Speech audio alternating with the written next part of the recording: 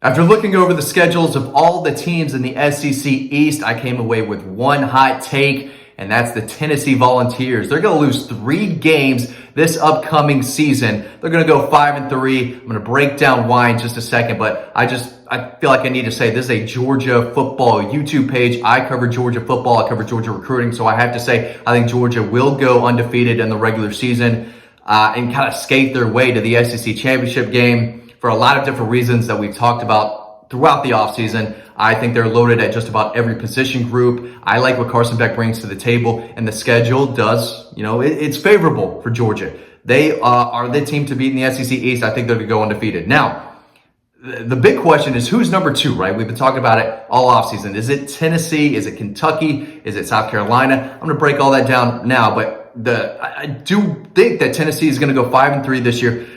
I know that's going to trigger a lot of Tennessee fans. I get it. But I think it's reality. But I think they're going to be a good team. I think they're going to finish in the top 15 in the country. And that should be a successful season to Tennessee fans. Where they are right now as a program and their standards, if they only lose 3 games this year, those people should be partying in the streets. But I think they're going to get off to a 6-0 start. Wins over Florida, South Carolina, and A&M in the beginning of the season.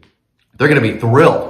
Tennessee fans are going to be ecstatic going into that game against Alabama in Tuscaloosa, which they will lose. Alabama's not losing to Tennessee again this year after what happened last year. They've got that game circled. No way Tennessee goes into Tuscaloosa and wins. So Tennessee's first loss of the season is at Alabama. I think they're going to take that loss into next week when they go up to Lexington. I think they lose to Kentucky. I am higher on Kentucky than most people. I'm going to break that down why, but at the end of the day, I think Tennessee is going to lose that game to Kentucky that following week, and then they're going to lose to Georgia, a team that a lot of people think could win another title. Listen, they could have a special season. We could have a special book about it. Make sure you pick up Double Dogs, Dogstruction, relive all the great moments from Georgia's last 2 national championship victories. And make sure you sign up to the newsletter. We're pumping out content left and right. 5-star linebacker Justin Williams committed to Georgia yesterday. I think more recruiting news could be on the way. So sign up to the newsletter and pick up Double Dogs and Dogstruction.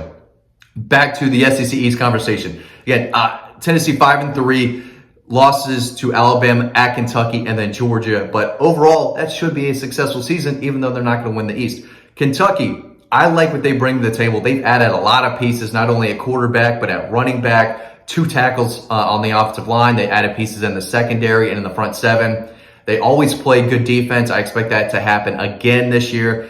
They're going to be tough to play, especially on the road. And I think they're going to trip a few teams up. But at the end of the day, they've got a tough schedule too. I think they're going to start 5-0, and they're going to be ranked when they come to Athens to play Georgia. And I think Georgia gets a big win over an SEC East team that's ranked at the time. So I think Kentucky loses to Georgia, Alabama, and I think they drop a classic Kentucky game at South Carolina.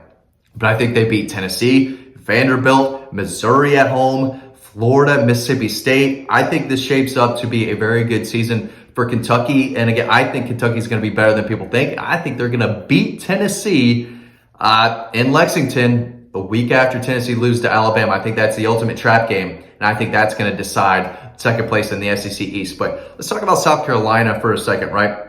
4-4. At first, I thought they could go 5-3, but at the end of the day, I said, Matt, they're going to drop a classic South Carolina game. One they probably should win, but it's maybe 50-50, and I think that game is at Missouri. So at the end of the day, I think South Carolina loses at Georgia, at Tennessee. I don't see them going to Knoxville and winning that game after what happened last year when South Carolina embarrassed Tennessee, ended their season, broke their hearts. I mean, they really did embarrass them in front of the college football world. Tennessee's not going to lose to South Carolina again. That's a game they've got circled. South Carolina's not winning in Knoxville.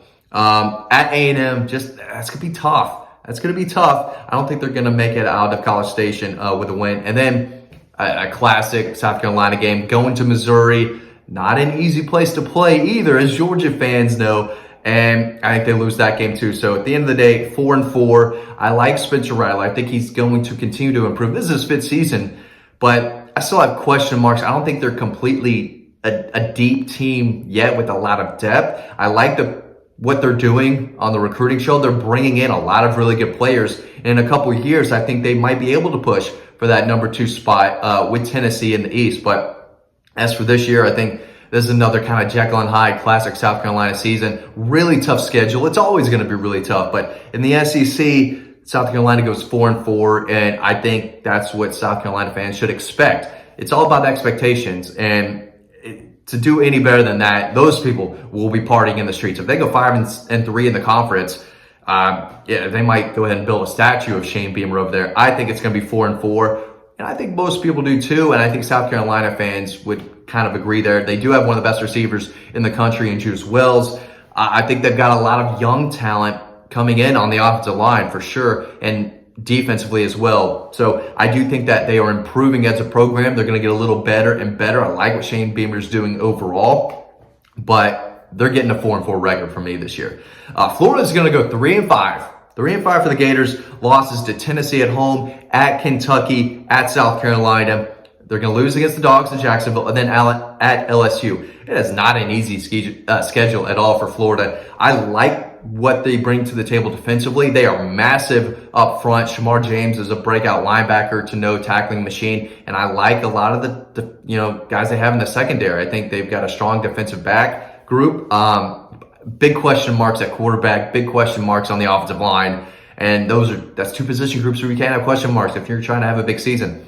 I think they've got guys at wide receiver. They've got running backs. They've probably got more talent than people realize, but quarterback and offensive line, that's not an area where you want to have question marks or have concerns about going into a season. So tough schedule. Again, I think they're going to have a strong defense, and they're only going to get better there. And maybe I'm wrong. Maybe they surprise a couple teams. But when I look at the schedule, I just don't see them beating Tennessee early in the season. At Kentucky, like I've said, tough place to play. I think Kentucky is going to be better than Florida, so I think they're going to lose that game. At South Carolina, that's a game the Gamecocks have circled after Florida flat out embarrassed them, beat their brains in last year.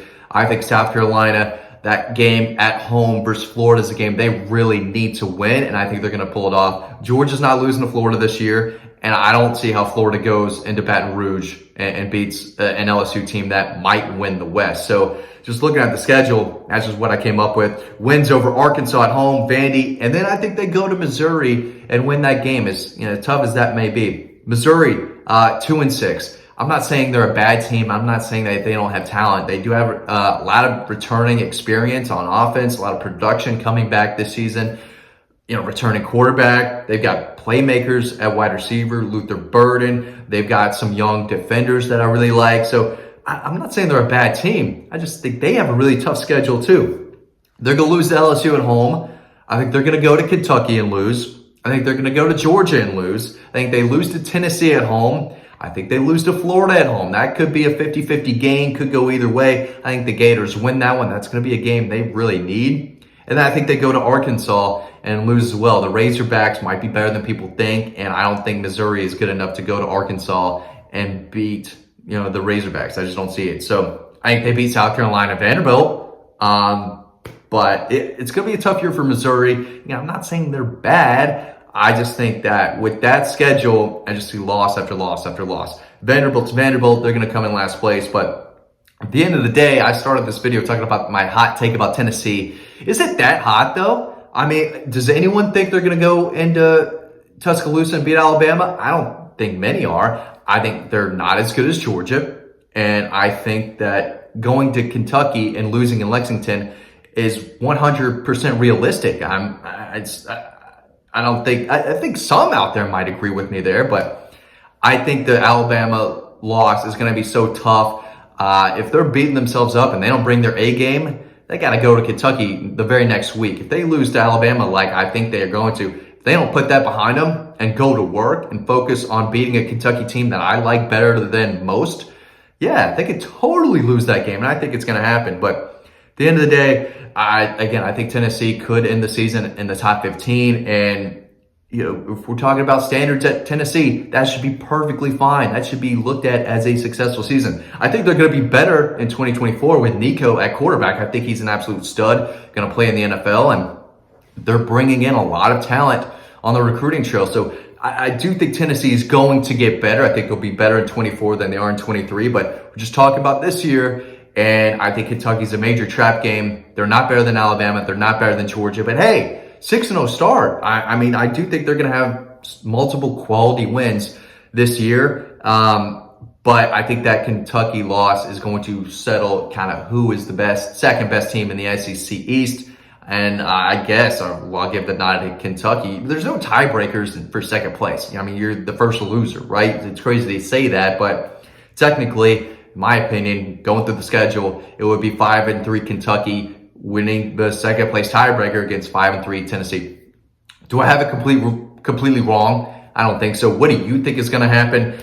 Is it that crazy to say that Tennessee is going to lose 3 SEC games? I don't think so. What do you think? Drop a comment in the section below. We really appreciate y'all watching these videos. Sign up to the newsletter, check out the books, and hope to see you over on Dawg Post.